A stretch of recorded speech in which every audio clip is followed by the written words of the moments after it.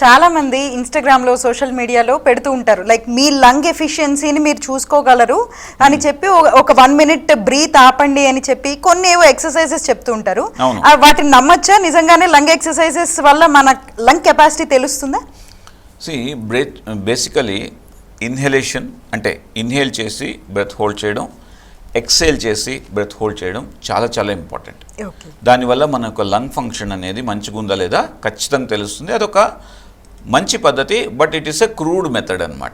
అంటే ఇంకా మనకు ఎక్స్రేలు, స్పైరోమెట్రీలు, సిటీ స్కాన్లు, డిఎల్సిఓలు, ఫీనోలు, తర్వాత సిపిఈటి, కార్డియోపల్మనరీ ఎక్సర్సైజ్ టెస్టింగ్. అంటే ఈరోజు మనకు మోడర్న్ టెక్నాలజీలో ఇన్ని రకాల మనకు అవైలబిలిటీ ఉన్నప్పుడు, పద్ధతులు ఉన్నప్పుడు ఇది స్క్రీనింగ్ టెస్ట్గా పనికొస్తుంది. అంటే కొందరు ఈవెన్ ఒక్క 20 seconds కూడా బ్రెత్ హోల్డ్ చేయలేకపోతారు.